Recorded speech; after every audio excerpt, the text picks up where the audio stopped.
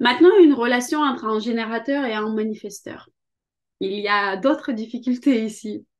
Je connais très bien le processus d'adaptation à ce type de relation car deux de mes neveux sont des manifesteurs. Ils vivent à proximité et nous nous voyons très souvent. Le manifesteur informe naturellement, mais pour le générateur, cette information n'est pas toujours nécessaire ou compréhensible. Parfois même, cela peut être blessant. Par exemple, si un manifesteur vient me voir et m'informe où il va, c'est bien, bravo, mais que dois-je faire avec cette information? Il m'a pas dit s'il veut que je l'accompagne. Avec les enfants, ce processus est plus facile car tu actives ton enfant intérieur et tu réagis à chaque information entendue, euh, qu'elle active ton sacral ou non, et tu te retrouves ou pas à suivre les petits dans le garage pour aller faire du roller ou à chercher les bâtons pour chasser les pigeons ou pour construire une cabane, etc. Mais imaginez que votre partenaire vous informe à 22 heures qu'il sort dans un bar. Bon, chérie, que dois-je faire avec cette information? Suis-je invitée? Vous comprenez?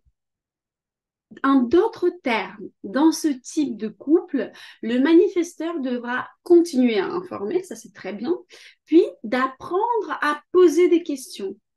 Le générateur devra alors s'habituer à ne pas chercher à le transformer, à ne pas lui poser trop de questions inutiles qui limiteront sa liberté et à comprendre que si votre mari manifesteur vient de vous dire je vais au cinéma, cela signifie dans la langue d'un générateur, est-ce que tu veux venir au cinéma avec moi?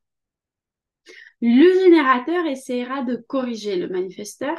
Il essaiera constamment de savoir ce que le manifesteur veut en ce moment. Il essaiera en fait de susciter une réponse intérieure de sa part.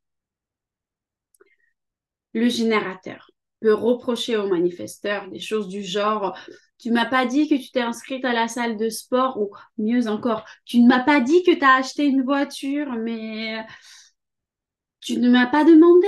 En fait, qui suis-je ici dans ce couple? Est-ce que je décide de quelque chose? À quoi le manifesteur répondra pourquoi devrais-je te demander? C'est ma vie, c'est ma décision. Et un conflit peut se produire à ce sujet.